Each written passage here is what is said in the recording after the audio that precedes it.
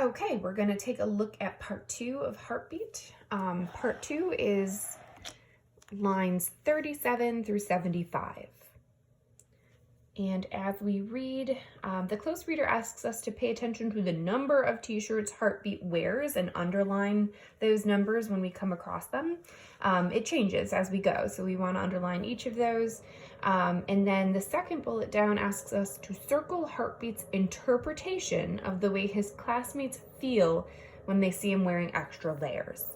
So in the last chunk, it asked us to pay attention to the way he thought his classmates thought of him. And now it's asking us to think about the way he thinks their perception of him or their view of him is changing now that he's looking bulkier with these extra layers. Okay.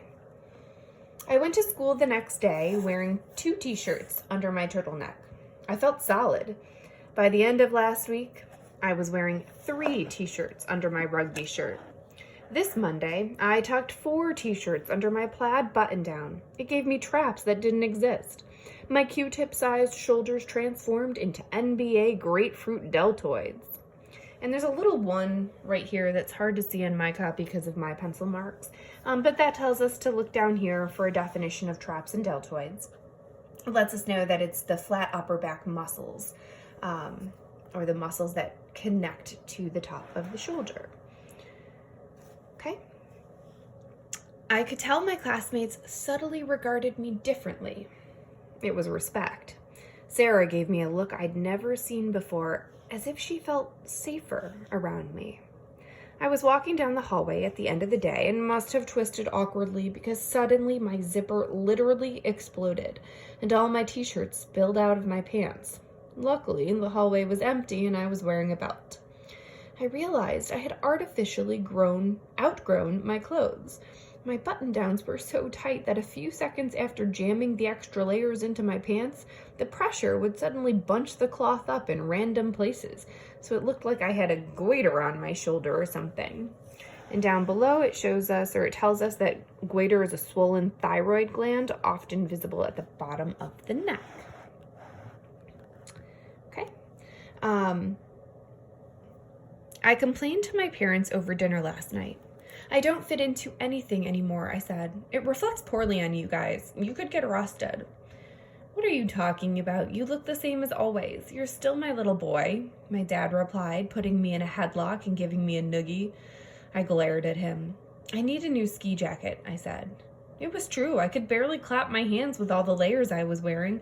I was getting out of control at this point. The 4 t-shirts under my wool sweater were smushing my lungs together like a male girdle. It was a small price to pay. Nobody called me Heartbeat anymore, I reminded myself. After dinner, I went to a party. Even though it was winter, I opted to hang out on the back porch as much as possible because it was so hot inside. Being indoors was like a sauna, but Sarah was in the basement, so I headed that way.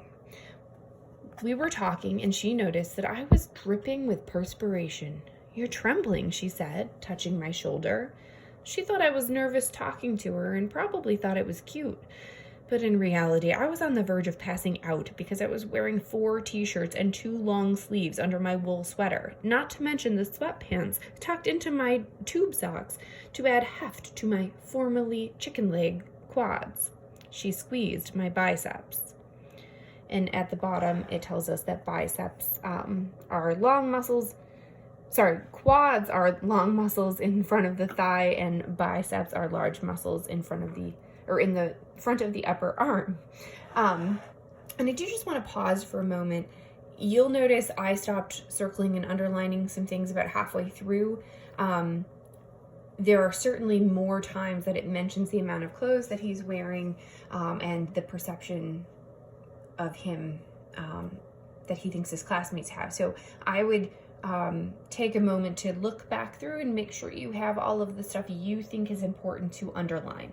I got you started in this chunk, but then I left the rest up to you. And down at the bottom, before we turn to the next chunk in the next video, it asks us to read lines 37 through 44, which is this chunk right here. Okay, so it wants us to reread that. And in that part, he says, my classmates subtly regarded me differently. It was with respect. And then, of course, it asks us with a small group to discuss whether Dave's assessments of his classmates' response is reality-based or a product of his imagination. You might not have a small group you can discuss this with. That's okay, but you should take some time to think about this. Is his assessment, like, he comes to a conclusion about the way that his classmates think about him and respond to him now that he has more bulk, right? Now that he looks a little bit bigger.